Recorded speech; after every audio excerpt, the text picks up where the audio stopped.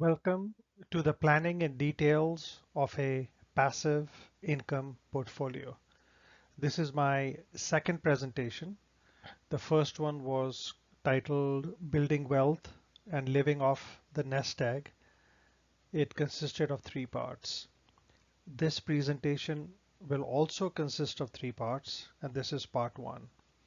And broadly speaking, what I will cover is why I am 100% equities. I will explain how ETFs work because that's the bulk of my holdings. I'll address covered call terminology and go into significant detail on my portfolio, and then factors and considerations that you should use to evaluate covered call ETFs. My portfolio is 100% equity, and I'll try to explain the myriad of reasons why I feel comfortable with a 100% equity portfolio. I've always had it from 1984 onwards, so about 41 years. Number one, the American economy is highly innovative, highly productive, maybe the most efficient in the entire world. And like Warren Buffett says, and he said it at a very important and prescient time during the financial crises, never bet against America. Well, what does he mean by that? Well, a couple of data points. Right now, the US market cap for equities is slightly over 60% of the entire world's global cap. As a reference, at the height of mid 20th century power during World War II, we were at 50%. So when Germany, Japan, and large parts of the world were in pretty bad shape, tremendous destruction that had occurred as a result of World War II, we were at 50%. And despite all the economies growing, China, India, Europe, and so on, we are still at 60%. Why is that? Because always, at least for the last 70, 75, 80 years, we tend to own the industries of the future. So industries where we are dominant are things like aerospace, even defense, culture, where we export movies, music. All the new technologies tend to come from American companies, whether it's social stuff like Meta, Google, artificial intelligence, whatever's cutting edge is what ends up coming from this country, and then we get to mine it, take advantage of it, that first mover advantage, if you will, for the next 20, 25 years, which in turn leads to being the preeminent or first mover for the next round of technology. So that's one basic premise, is that it's a vibrant economy. Um, Stock prices follow earnings, and that's what this chart is trying to show. There are deviations along the way when there are value opportunities for investors, but for the most part, as earnings go up, um, prices will go up. So when you own pieces of business and businesses tend to be more profitable, it's a pretty good bet to bet on equities. As a reminder, approximately 40% of revenues for American companies come from overseas. So you have a fair amount of impact from global markets if you just own American companies. Yet another consideration is the rule of law. Countries with the rule of law tend to take slightly longer to make certain types of decisions because things have to be done in a legal and slightly inefficient way, but in a much more effective way. And the rule of law typically consists of things like equality under the law. So you cannot discriminate against certain pools of talent like in other countries. There's transparency of the law. All the judgments have to be made in public. The judiciary is independent and not under the control of the executive. And people have access to legal remedies. These are very good for in investment culture because assets cannot be expropriated by the government, right? In terms of monetary policy, we have two fairly tremendous advantages. One is we have an independent Fed, and the day you see the Fed under the control of the executive in this country, I would probably start moving equity assets into stores of value type assets like Bitcoin and gold and so on. Right now, I feel very comfortable owning no gold and a token amount of Bitcoin, and I'll explain how I own it. I own it from an income perspective. But the Fed is terribly important. And again, the Fed has two mandates, right? Keep inflation low and keep unemployment at a manageable number. The second thing is we have tremendous benefits because we are the world's reserve currency. So global transactions are denominated in our currency terms. So we get advantages that other countries don't. When we issue debt and so on and so forth, there are advantages that we have that other countries don't have. We also get a subsidy from the rest of the world because people store dollars and expect nothing in exchange for it because it's a store of value for them. And this is a worldwide phenomenon. Let's talk about the book that influenced me when I read it, at least maybe, I don't know, 30 years ago, Stocks in the Long Run by Jeremy Siegel. And one of the most important things that he says, and people like Buffett say, is that people tend to forget that a share of stock represents part ownership of a business, which is different from lending money, which is what bonds are, or just simply keeping it in a store of value like gold or Bitcoin. So when you own a piece of a business and the business is profitable, you own an asset that is growing, generating income, and in some cases actually returning cash to you. And I mentioned stocks in the long run in my previous presentation. And since then, just a couple of days ago, I got this newsletter update from downtown Josh Brown, a guy I respect. And I had mentioned him in my previous presentation. He hosts a podcast called The Compound that I recommend. And I'll just tell you what he said in this letter that he sent to all his subscribers, including me. Professor Siegel, he had Jeremy Siegel on his show last week. Professor Siegel is a living legend and a national treasure. For 30 years, since Stocks for the Long Run was first published, he's been explaining to investors why the equity market is the best bet around to beat the real enemy, inflation. The people on your television screen or in your Twitter feed who have been telling you that volatility is your enemy owe you an apology. Volatility is the condition you must live through.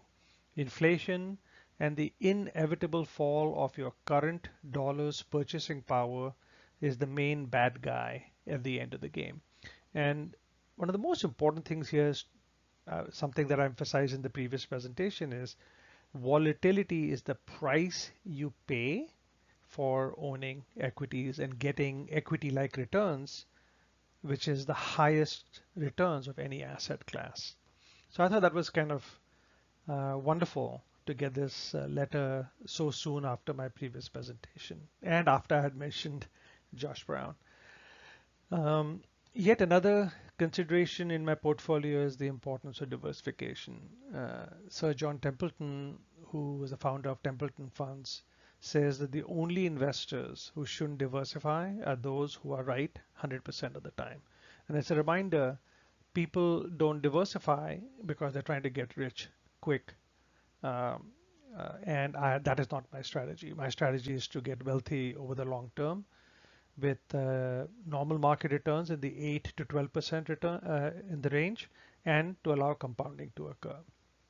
And lastly, to continue with the theme of diversification, all of my assets are based on some large index. A lot of it is on the S&P 500 index, second on the NASDAQ index, and a third, and my single largest holding is based on an index called the Dow Jones US Dividend 100, and the ETF that's based off of it is called SCHD, which many of you probably know.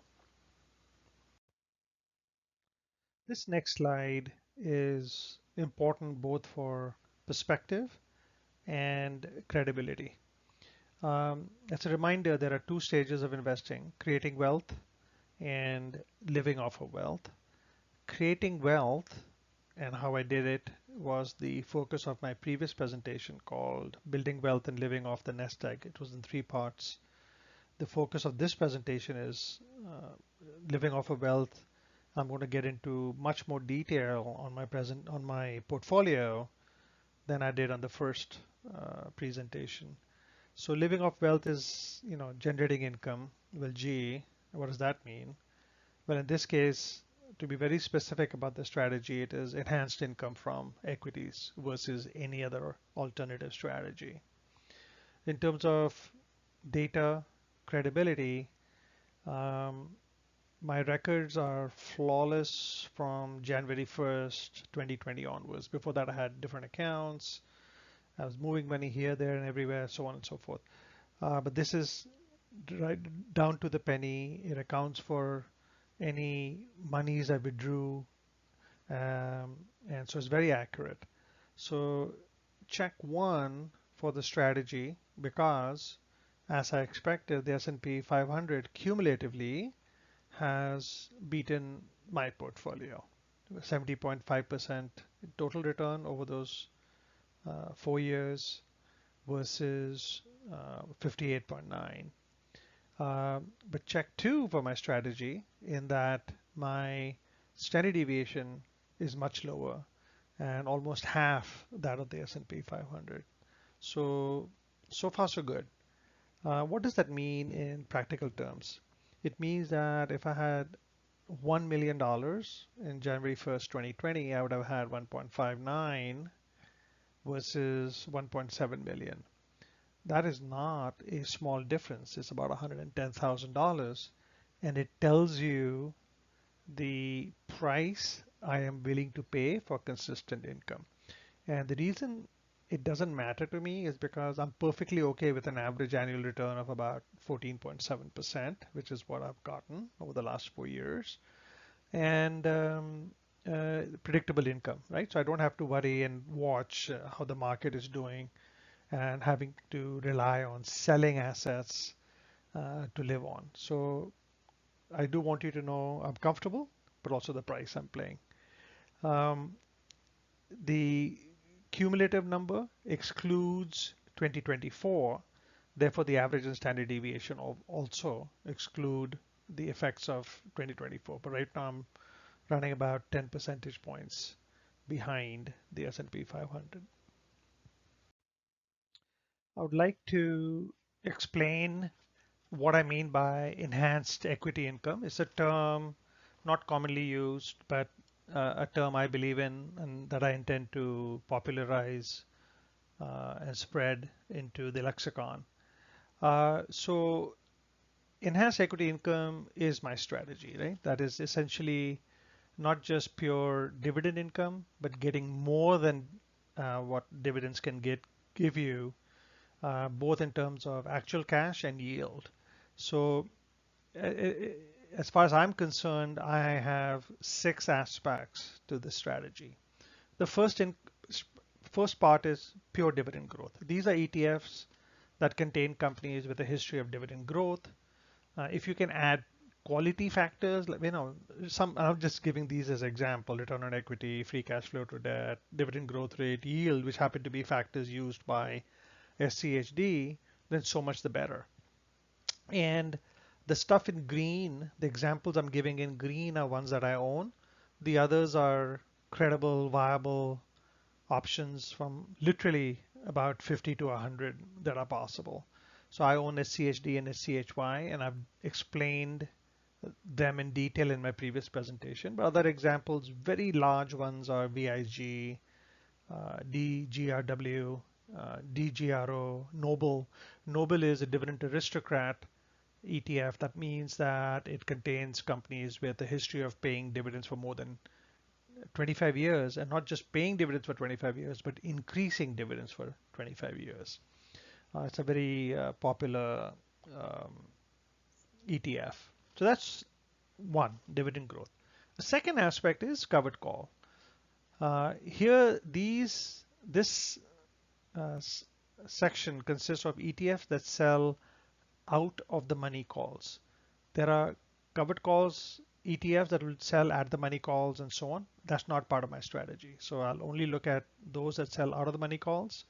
And in my case, I need for them to be based on some significant index like the S&P 500 or the Nasdaq 100, or one that I think has legs like the Solactive FANG Innovation, which is a German, of all places, based index on which FEPI, FEPI, is based. It consists of 15 companies. I'll explain that in more detail later. All the examples here uh, are examples of ETFs that I own. Devo, SPYI, QQQI, XDTE, and so on. They all have different strategies. Some of them are literally selling daily calls like XDTE and iSpy. Some of them sell laddered ones like SPYI. So there are different strategies in place. A third slice is what I'm going to call the covered call variation.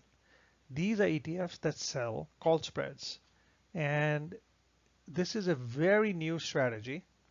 And I actually like it tremendously. There are two that I'm aware of, and I own them both. SPYT, which is based on the S&P 500, QQQT, which is based on the Nasdaq 100. In the previous case, examples of the Nasdaq-based one on the covered call, going back to that, the ones beginning with Q or containing Q tend to be the Nasdaq ones. So QQQI, QDTE, IQQQ, and JEPQ all are based on the Nasdaq 100. Going on to section 4 of the 6 components is the second variation.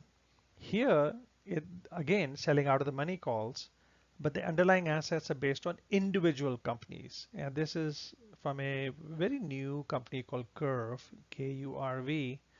They have 6, and I own ones based on 5 of them. They're all individual companies, Goop, Amazon, NFLP, and so on. And they're based on Google, Amazon, Netflix, Apple, and Microsoft. And I limit them significantly, but there's clearly some advantage in my case to owning them. The fifth component, fifth section, is completely future-based strategies. And here, the only one that I'm aware of and one that I like tremendously, maybe even more than the spread, called spread strategy, is buying dividend futures. And there's one called QDPL, and that's what it does. It owns it does it based on the S&P 500, leaves 88% alone, and spends 12% of it buying dividend futures. It's been a very good performer for me in my portfolio. The last component or section is alternatives. Here there are 2 different strategies that I consider viable. I've looked at quite a few in the alternate category, and these are 2 that kind of have crossed the threshold.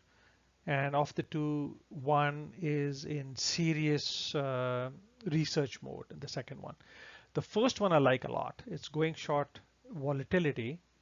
It's basically a mean reversion bet. And mean reversion, just like Pareto, is one of 2 statistical theorems, statistical realities that are akin to gravity as far as I'm concerned. And essentially what they are doing is they're going short volatility and then covering the tail risk via way out of the money call, which is very cheap insurance. I'm not convinced that the tail risk has ever been genuinely tested, but I respect the company Simplify that provides it, and SWAL has been a very good performer. It gives about 15% in income, not very tax efficient, but gives 15%, which is above market returns, and there's been no net asset value degradation. So one could do much worse. The second one is a Bitcoin-based strategy, again from Simplify. And frankly, if it wasn't from Simplify, I probably wouldn't buy it.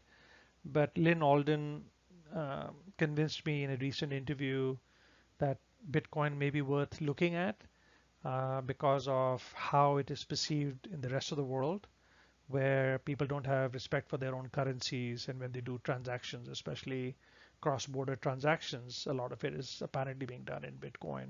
And then Bitcoin is capped at 21 million units, so it definitely does create scarcity. Am I 100% convinced? Absolutely not.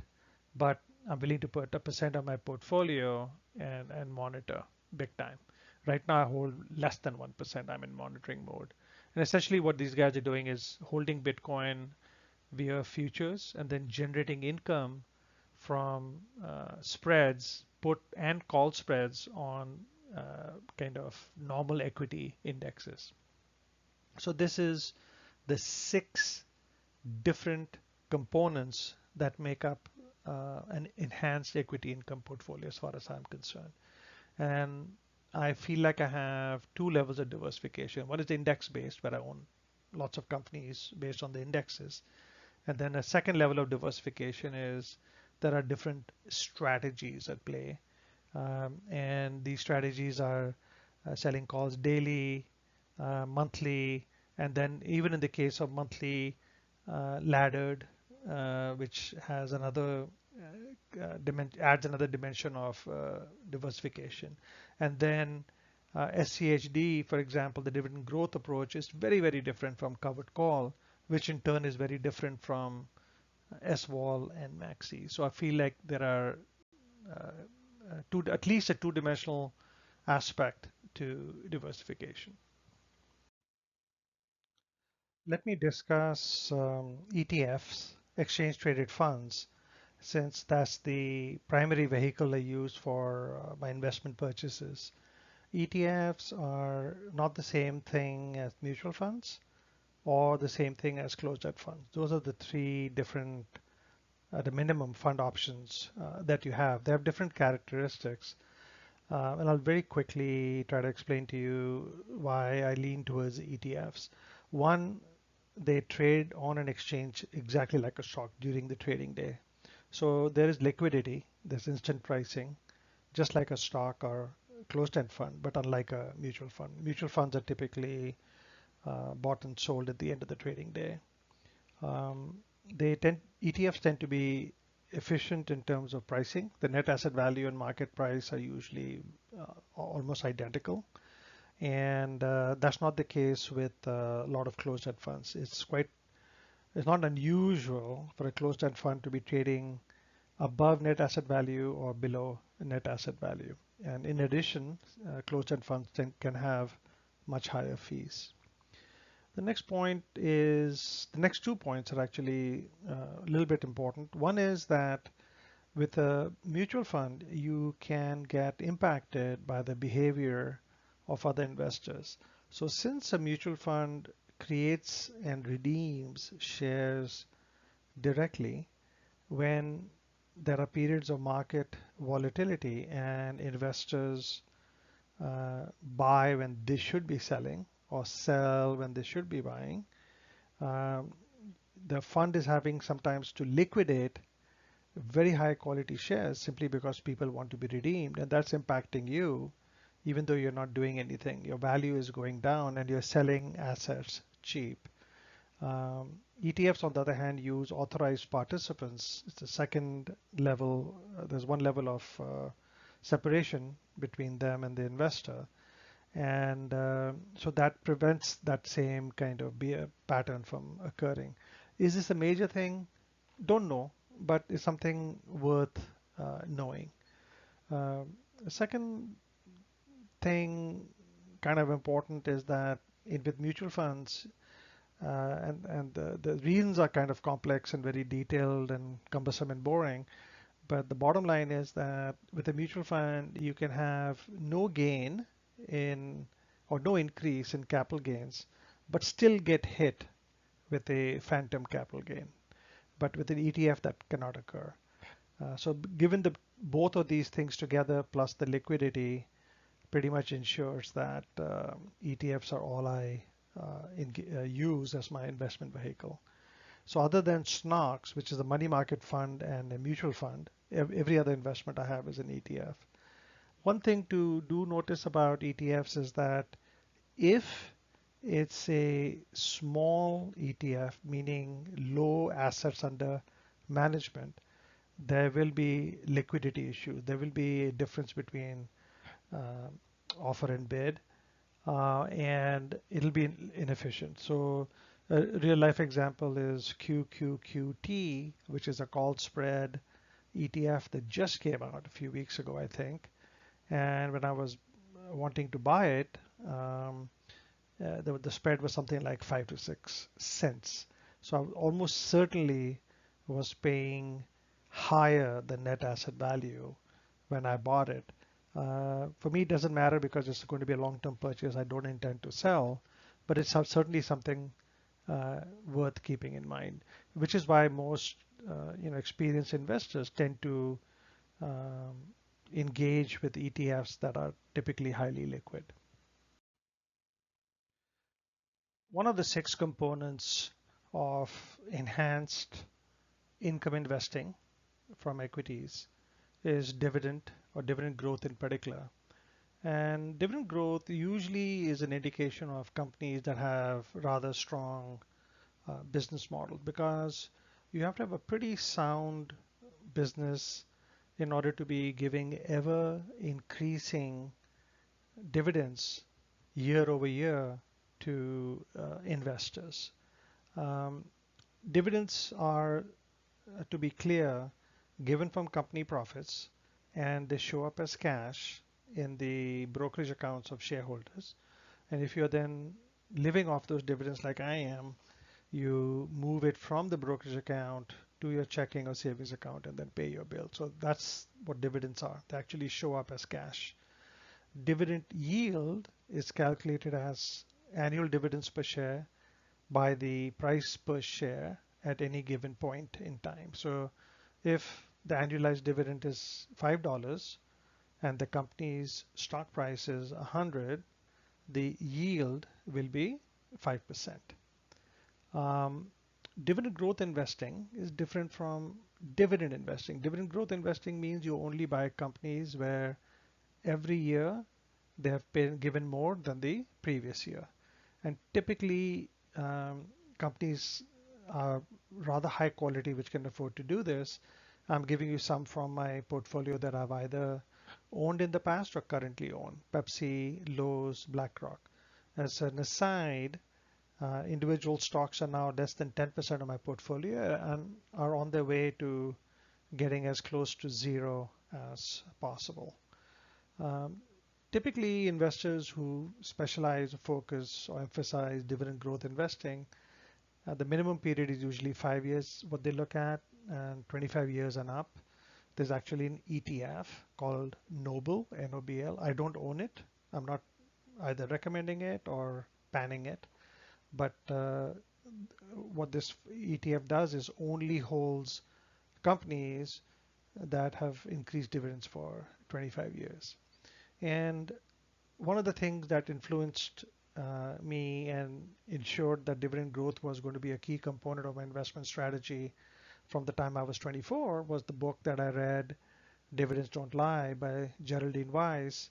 And the thing that got through to me was cash is real, whereas GAAP income, generally acceptable accounting principles, income may or may not be. There are games companies can play to impact reported income. But cash at the end of the day is something that has to be sent out to shareholders, and that's real. Covered calls are an essential part of enhanced income investing. So let's try to understand as quickly as possible how covered calls work. So you have a covered call seller. The covered call seller by definition must own the underlying asset. So let's take an example, like maybe he owns 100 shares of Pepsi. And what he wants to do is generate income from Pepsi. In addition to the dividends that Pepsi is giving, he wants to accomplish one or both of the following. He wants income, additional income, in addition to the dividend, and he wants to be able to sell it at a higher price that he has decided is worth it for him to sell at. A call buyer is making a leverage bet. The call buyer is almost by definition a trader because the only investment he or she makes is the premium that they'll pay, which I'll come to in a second. And typically, there are two reasons for call buyers. One is they're making a leverage bet. The other is they may be institutions or fairly large investors who are buying calls for insurance purposes, for hedging purposes. So those are the logical reasons for doing that. So in this example, let's say that the stock price at the time of the option sale is $50. What the covered call seller and the call buyer have to agree on is at what price can the buyer force the seller to sell it to them. And so they both agree on a price of $52 and they have to agree on a date and time. So typically options expire on the third Friday of a certain month. So in this example, the current price is 50. The seller is willing to sell it at 52 by the third Friday of, let's say, three or 4 months from now. But it is a very specific date, and the call buyer is willing to take it off his hands at any price above 52. So in order for that call option, the buyer has to pay a premium. And so the seller, when he sells the call or she sells a call, has committed to selling your stock at that stock price and any time until expiry date. And the reverse is true for the buyer. The buyer can take it away from the seller, and typically they'll only want to take it away if the market price has gone up above 52, right? Because there's no other reason to do so.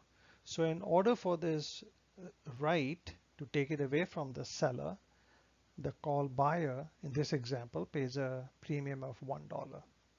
So there are only a couple of things, a couple of outcomes possible in this example. One is that the price by the expiry date is at 52 or lower. If that happens, the call seller keeps the premium. They keep the $1 no matter what, right? So in that sense, the seller has accomplished one of the goals he or she may have had, which is generating income from a holding. So they got the $1. And if the price is at or below 52, the call buyer loses the $1. The call buyer loses the $1 no matter what the outcome. So that's something important to remember. Okay, so that's the X by it.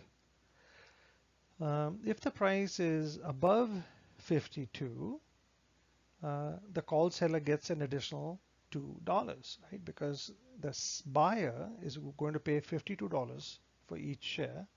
So in addition to the $1 that the seller got as premium, they get the difference between the 50 and the 52.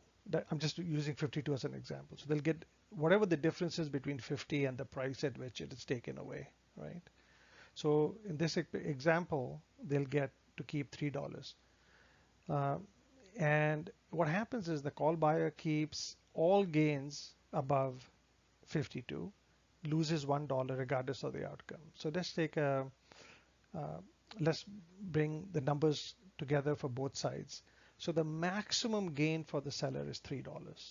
The $1 premium that they get to keep no matter what, and the $2, which is the difference between the 50 and the 52. If that happens, the seller has accomplished both the objectives, generating additional income, selling at a higher price.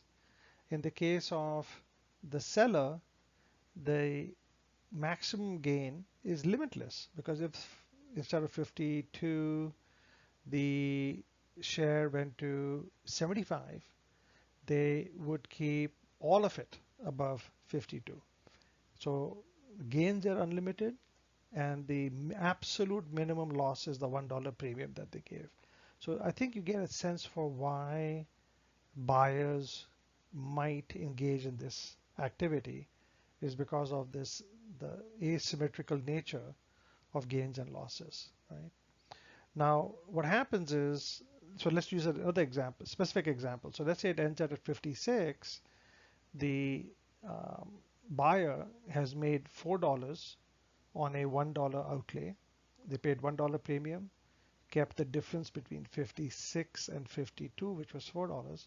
So essentially made 400% return over whatever the period of time for the expiry period was. So I have engaged in covered call activity, but always as a seller, 100% of the time. I've never been a buyer because I will not engage in any kind of leverage activity, because time is working against me, right? From the moment I pay the premium, every day that goes by and it doesn't move towards 52, time is working against me.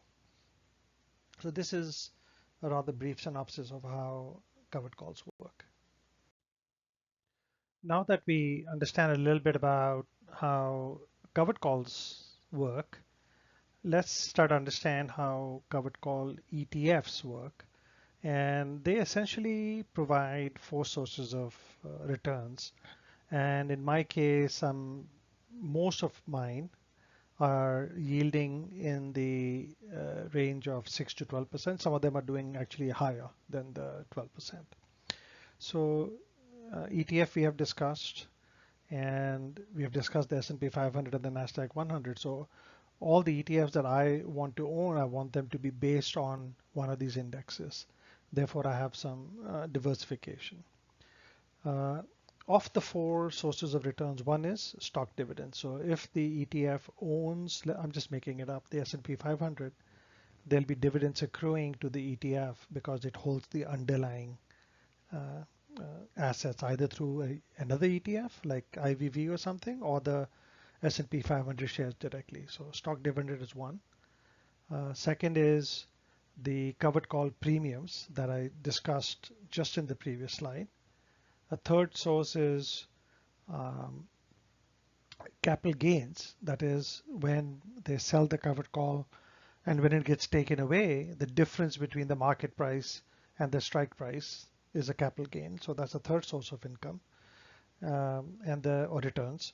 And the fourth and last is interest. Sometimes there's cash held by the ETF depending on the strategy, and that cash is obviously invested. So these are the four sources of returns for covered call ETF. That doesn't mean all of them have the four. This is the max possible.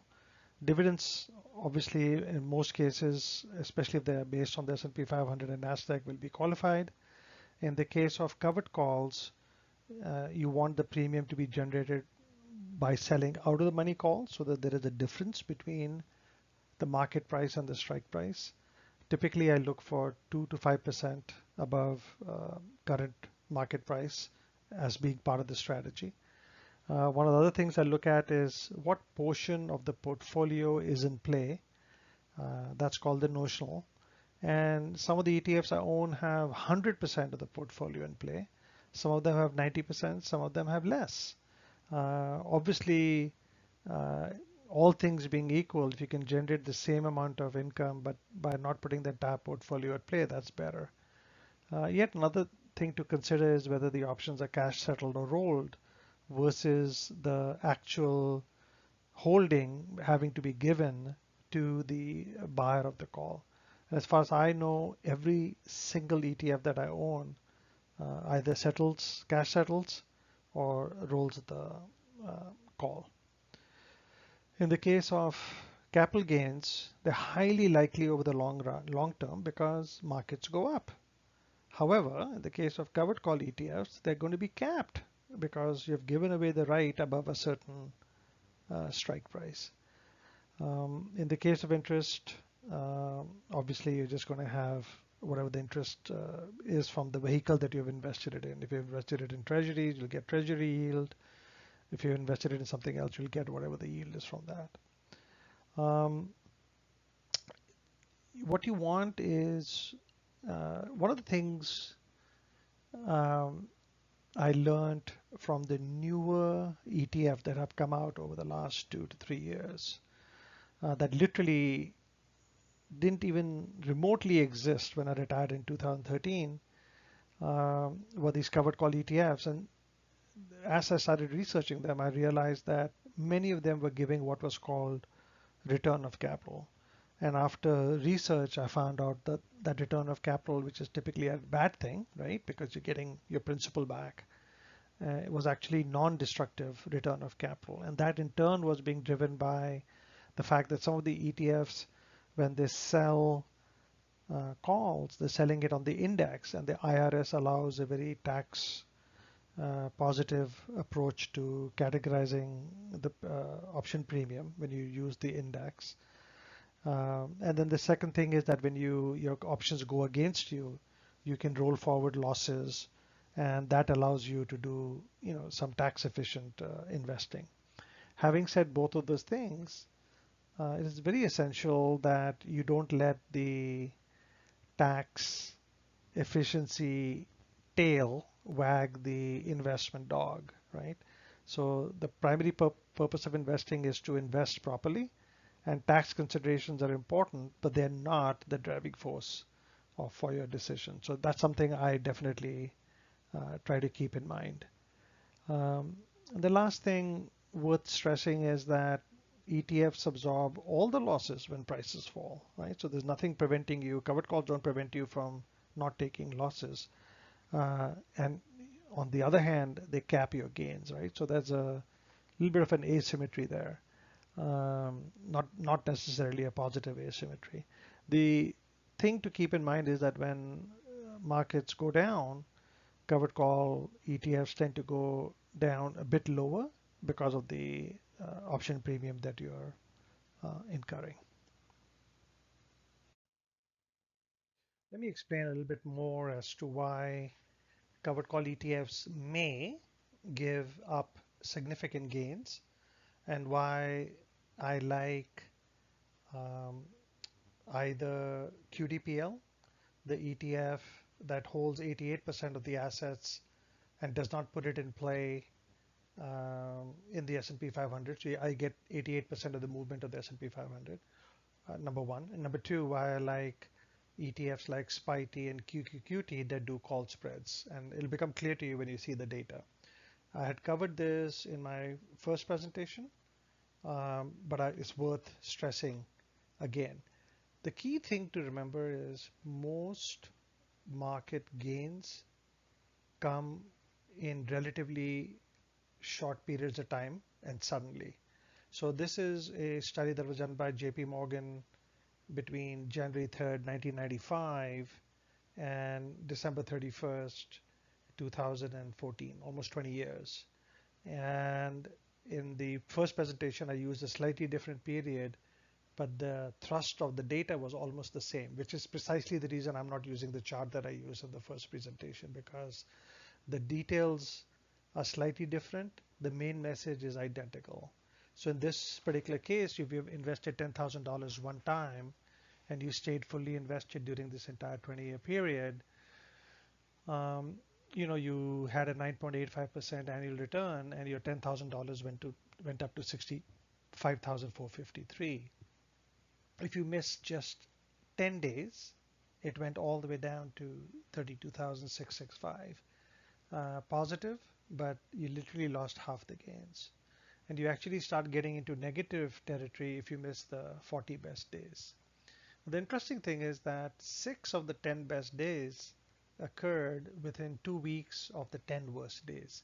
And this is a very convincing argument for why market timing doesn't work. And by market timing, people usually mean making big decisions on moving in or out, like saying things like I will move 40% of my portfolio into cash because I expect the market to, either go up or go down. That's a market timing decision. I don't believe in it, and I try to be as close to 100% invested as I can at all times. So so let's now link it to covered calls. So what covered calls are doing is selling, let's say, an out of the money call, 2%, 5% out of the way. But if some of these days are having much higher returns, you never get them back, right? So, which is why I have a bias towards QDPL, SPYT, and QT, because yes, I get income, but I do get to participate in the vast amount of the gain that occurs on the few days that matter.